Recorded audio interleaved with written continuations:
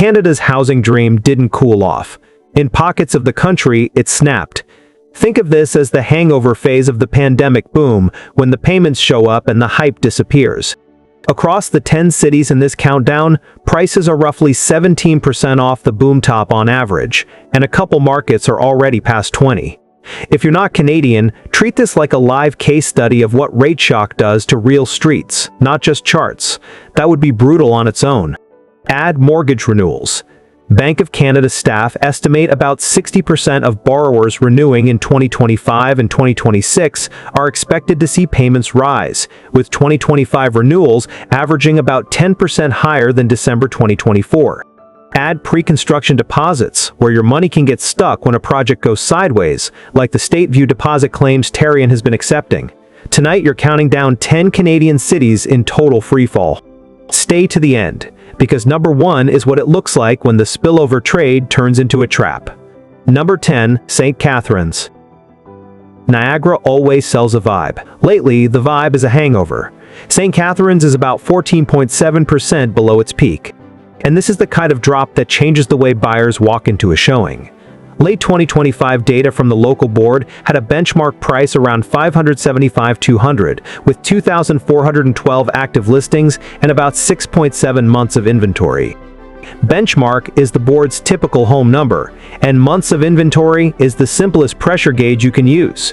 At 6.7, buyers have time, and sellers start hearing sentences they forgot existed, like "we are going to think about it."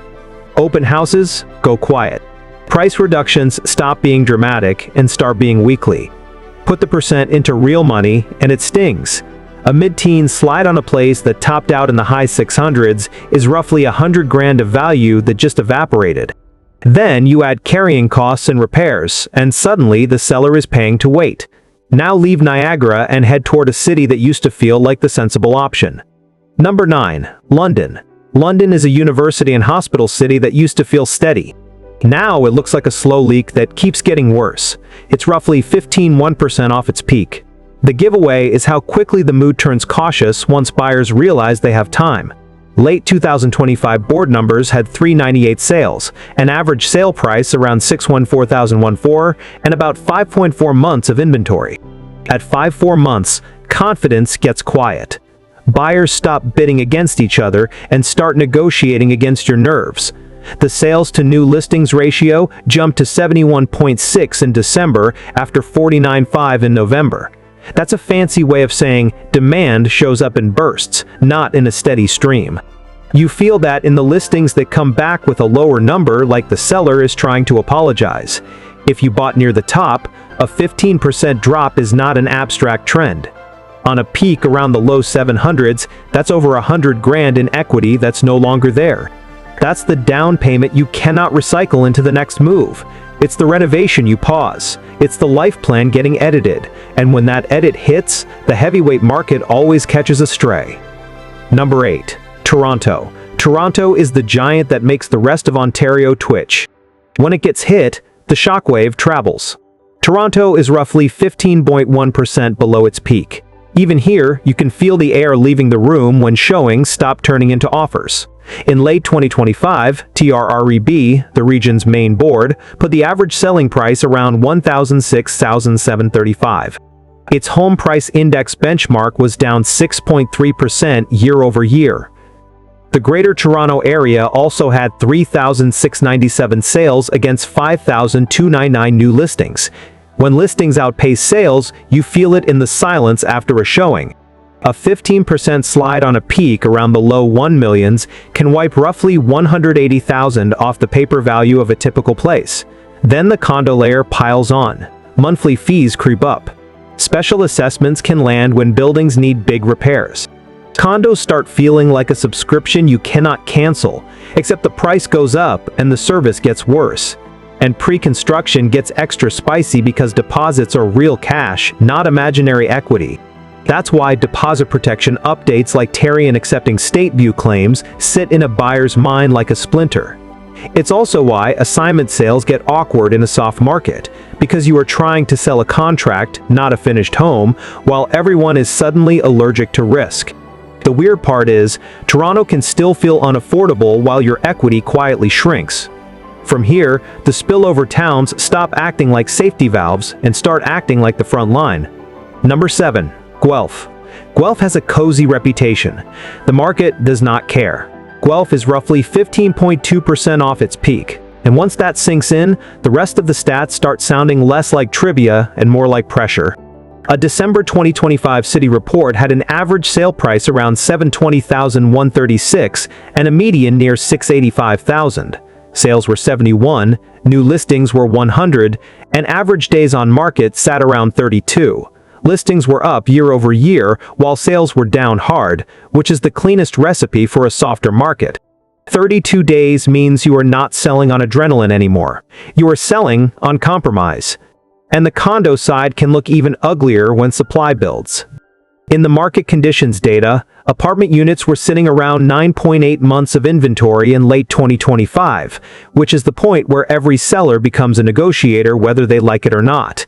More listings expire. More relist. More owners try the same price twice and learn the same lesson twice. The city's calm vibe stays calm, even while the chart is sweating. Next up is a market that learned the meaning of reality check in real time.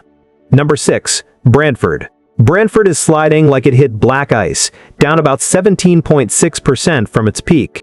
This is the kind of move that does not look dramatic day to day until you realize you are months into it.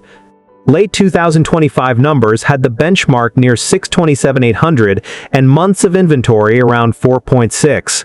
The average sale price was around 626,238, down 9.9% from a year earlier. Active listings were 418, and the board said December listings had not been this high in more than a decade.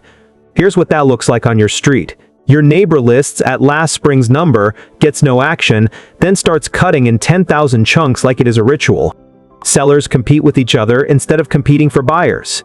Conditions come back, concessions show up, and showings start to feel like job interviews where the buyer is the manager and you are the one asking for approval. A 17.6% drop on a peak in the mid to high 700s is easily 6 figures gone. It's the kind of gap that makes people quietly delete their next renovation plans.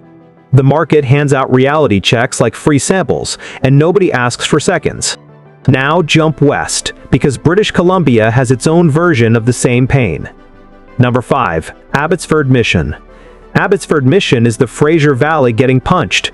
This is the commuter belt east of Vancouver, and it used to be the overflow valve when Vancouver got too expensive. Now it's down about 17.6% from its peak. The overflow valve is starting to look like the pressure point. In late 2025, the region's composite benchmark for a typical home was about 905,900, and active listings across the region were around 6,965. December sales were 99, and the board described the year as one of the slowest for sales in over 2 decades. When inventory sits that high, the mood changes fast. Buyers take their time. Sellers start adding sweeteners. Builders whisper about incentives instead of bragging about demand. Even on the gentler 17.6% peak to now drop, a peak around 1.1 million implies roughly 190,000 erased. And the board's own peak drop framing was even harsher, around 24% from the peak, which is why the psychology shifts from waiting for a bounce to waiting for another cut. You can still see the mountains from the open house, but the price is the thing falling. Next is the market where condo math can stop working overnight. Number 4. Kitchener. Kitchener sits in the Waterloo Tech Corridor, which is supposed to be a cheat code. The housing market still got humbled. Kitchener is down about 79% from its peak. Even the good story markets still get dragged when financing resets. Late 2025 numbers for Waterloo region had an average sale price around $716,911 for all residential property. Condo apartments averaged about $366,784, down 22% year over year. That condo drop is the kind that makes investors do late-night math with a 1,000-yard stare. In the same stats package, the overall market ended the year around 2.3 months of supply, but condos were closer to 4.9. That gap tells you exactly where the stress lives. When condos have close to 5 months of supply, buyers have options and sellers feel it. Sellers try to beat the clock because renewals do not care about your listing price. Buyers do the opposite. They wait.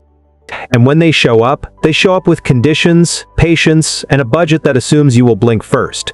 Put the percent into cash, and it is ugly. On a peak in the high 800s, a 79% drop is roughly 150,000 erased. The savage part is the market finally offered more selection, and buyers responded by selecting no. Keep going, because job nerves show up in housing first. Number 3. Hamilton. Hamilton is one of the harshest slides on the list, down about 18.4% from its peak. The telling part is how fast the balance shifts once supply stops feeling tight.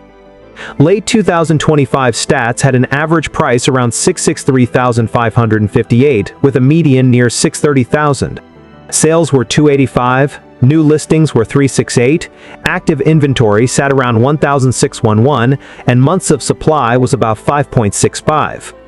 Once you get north of 5 months, the market turns into a concession contest. Staging gets better. Price cuts come sooner. Listings feel like they are aging in dog years. And the equity loss is not small. An 18+% slide can mean roughly 150,000 gone on a typical peak era price, and that's before you factor the cost of carrying a mortgage that's renewing into a different world. You also see the strain by property type. Row homes and apartments can sit longer when buyers get picky and investors back off. Hamilton still has grit. Your house price is the thing that stopped fighting. Now head north into the commuter market that boomed on momentum until momentum got expensive. Number 2. Barrie. Barrie is the commuter boom story turning into a warning label. If you are not Canadian, picture a lake city that sells the promise of being close enough to Toronto to work there, but far enough to feel cheaper. It's down about 18.08% from its peak. When Toronto's mood turns, Barrie feels it fast. Provincial late 2025 numbers had active residential listings around 45,255 across Ontario, with about 5.1 months of inventory. The association also said December listings were the highest for that month in more than a decade. Barrie feels it fast because it lives on mood. When listings pile up and inventory sits above 5 months, you do not get frantic buyers. You get careful buyers who ask for inspections, conditions, and concessions. Take a typical 800,000 peak and an 18.8% drop, and you are staring at roughly 150,000 gone. You watch investors who bought for easy appreciation look for a clean exit, and you watch real end users wait for one more cut because patience finally pays.